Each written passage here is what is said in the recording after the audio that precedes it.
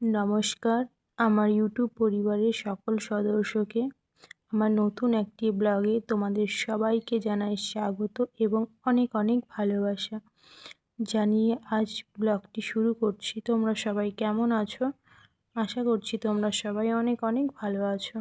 আমরাও ভালো আছি, তোমাদের আশীর্বাদে চলে যাচ্ছে। তো দেখো, আজকে হচ্ছে বৃহস্পতিবার। তো বৃহস্পতিবারটা সাথে নিয়ে শুরু করলাম তোমাদের। তো দেখো, কি বলো তো, আজকে না একটুও ভালো লাগছে না।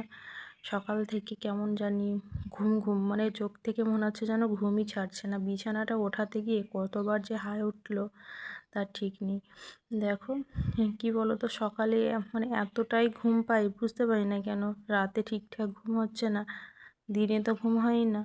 ওই জন্য সকালে আর উঠতে ইচ্ছে করে না, কিন্তু উঠতে তো হবেই, তাই না বলো? তো এই বিছানাটা উঠাতে গিয়ে মনে হচ্ছে যেন আবার আমি ঘুমিয়ে পড়ি, কিন্তু কি করব, ঘুমালে গেলে তো আর হবে না। এই দেখো, মোটামুটি এই যে বিছানাটা উঠাতে গিয়ে আমি কতবার হাই উঠিয়েছি, এই দেখো আবার একবার উঠিয়ে নিলাম। ভালো লাগছে না, শরীরটা কেমন জানি মনে হচ্ছে একটু রেস্টের দরকার, একটু ঘুমাই। ঘুম হলে সব কিছু ঠিক হয়ে যাবে। তো ঠিক আছে, চলো। তোমাদের দাদাভাই তো আমাকে প্রচুর বকুনি দেয় যে ওই লাইভ করি, তো লাইভ আর করতে হবে না, অনেকটা রাত হলো। আমি রাতের বেশি আর মানে খুব বেশি করি না।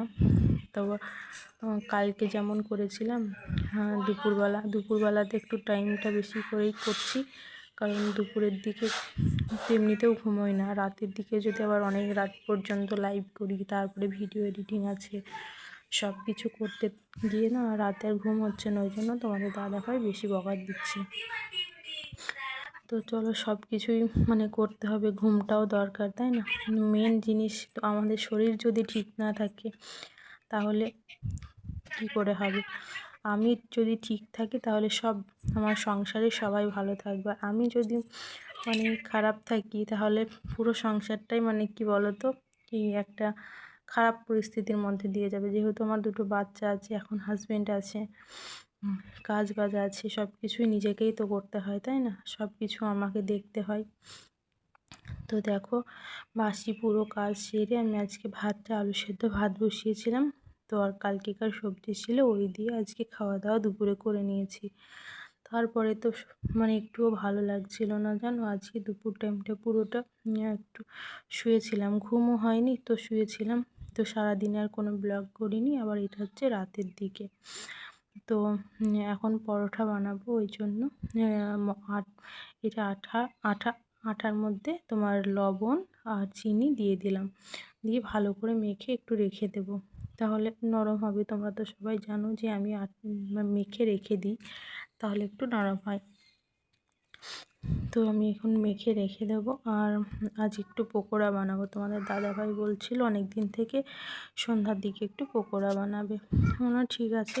তো তোমাদের দাদাভাই এখনও আসেনি, তো ভাবলাম তাহলে ওর আসতে এখনও লেট হচ্ছে রাত্রিতে, এখন মোটামুটি 8টা বেজে গেছে। ভাবলাম পরোটাটা বানিয়ে নিই।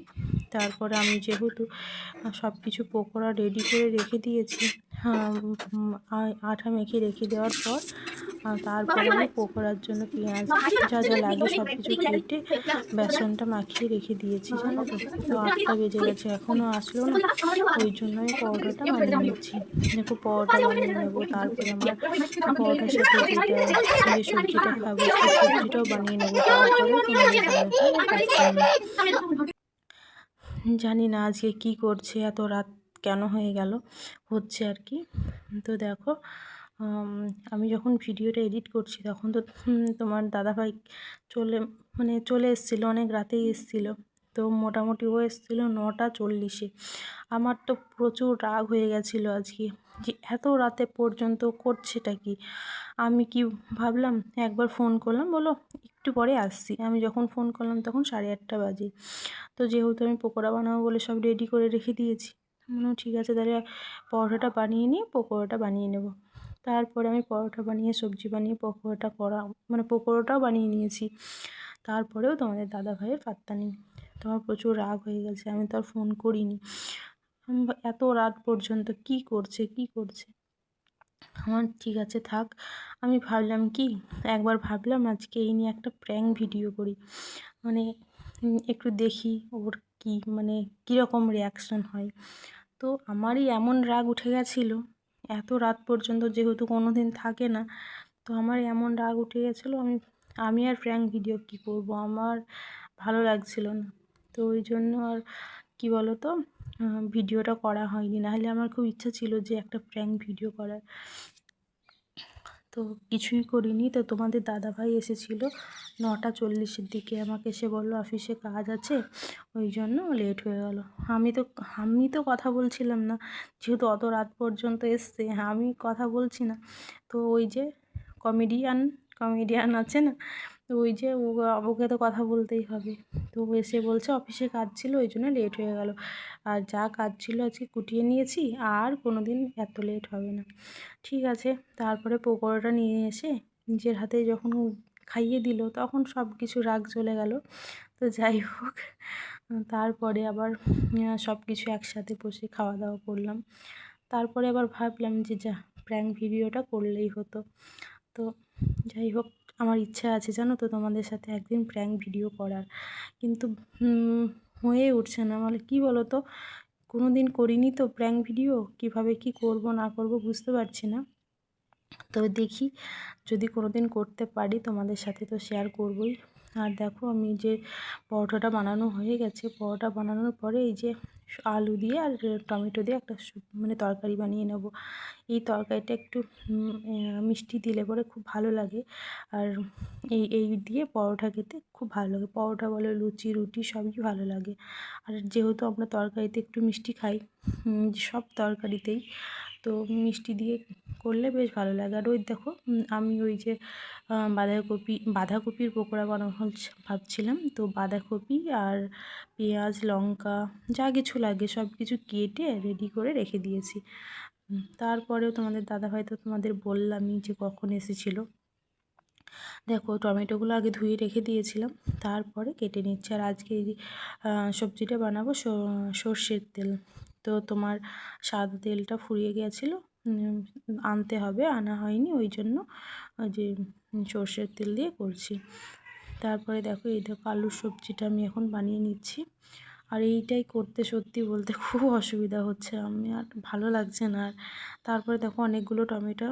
তো আমার যে কোনো সবজিতে টমেটো দিলে বেশ ভালো লাগে, তরকারির কালারটাও সুন্দর হয়, আর খুব সুন্দর গ্রেভিটা বেশ ভালো হয় আর কি। দেখো, এই খুব সুন্দরভাবে আমি তো কষিয়ে নিয়েছি। এইবার জলটা ঢেলে দিলাম, জল ঢেলে দিয়ে এখন একে একটু সেদ্ধটা হতে দেবো, তারপরে নামিয়ে নেবো। এখানে কোনো মশলাই দিইনি, জাস্ট পাঁচফোড়ন আর লঙ্কা দিয়েছি, লঙ্কার পাঁচফোড়ন দিয়েই করছি। আর কোনো কিচ্ছু দিইনি, টমেটো তো তোমাদের দেখিয়ে দিলাম। আর এই দিকে দেখো, সব কিছু তো রেডি করে রেখে দিয়েছিলাম, আর একবার এটা মাখিয়ে নিচ্ছি। মানে এত আজকে কি বলো, এই যে সময়টায় করছি না, প্রচুর রাগ উঠে আছে আমার, একটুও ভালো লাগছে না। মৌ বারবার বলছে মা বাবাকে একটু ফোন করে দেখো। আমি বললাম যার যখন সময় হবে সে তখন আসবে, আর ফোন টোন করতে হবে না। তো দেখো, এই দেখো রান্নাটাও আমার হয়ে গেছে। কালারটা কত সুন্দর এসেছে তাই না বলো? কালারটা যেমন সুন্দর এসেছে, খেতেও কিন্তু খুব টেস্টি হয়েছিল। তো তারপরে দেখো, আমি তেল দিয়ে পকোড়াগুলো দিই। আর কি অবস্থা বলো তো, আমি না বেসনটা মাখিয়ে রেখে দিয়েছিলাম, বাঁধাকপির আর যে জলটা থাকে না, সেই জলটা ছেড়ে না একেবারে মনে হচ্ছে যেন একেবারে কেমন পাতলা টাইপের হয়ে গেছিলো, এর মধ্যে আরও বেসন দিতে হতো। আমি ভাবলাম কি এমনিতে অনেকগুলো হয়ে যাবে, ওই জন্য আর বেসনটা দিইনি। আর ওই জন্য না পকোড়া বানাতে গেলাম হয়ে গেল আর এক, কেমন দেখো গোল চ্যাপ্টা চ্যাপ্টা টাইপের হয়ে গেছে, বাতাসা মতো হয়ে গেছে তাই না বলো? কিন্তু কিছু করার নেই, কিন্তু খেতে খুব টেস্টি হয়েছিল, কারণ এর মধ্যে আর একটু বেসন দিলে পরে খুব ভালো হতো, তো দেওয়া হয়নি। তো এইগুলো দেখো ভাজা হয়ে গেছে, আমি উঠিয়ে নিচ্ছি। তারপরে তোমার আর না বেশি ভিডিও শেয়ার করতে পারবো না, বুঝলে? তোমাদের দাদাভাই আসার পর আমরা খাওয়া দাওয়া করে নেব। মানে খাওয়া দাওয়াটা করে নিয়েছিলাম, এগুলো কিছুই শেয়ার করিনি। তো এই দেখো এই যে আমি মৌ এই ভিডিওটা করেছে, কারণ কি আমি দেখছে যে আমি তো উঠছি না, ওই জন্য মৌ ভিডিওটা করেছে। এগুলো তোমার দাদাভাই করে দিয়েছে। তো চলো, আজকের মতো ভিডিওটা এখানেই রাখছি। তোমরা সবাই ভালো থেকো। Good night, by.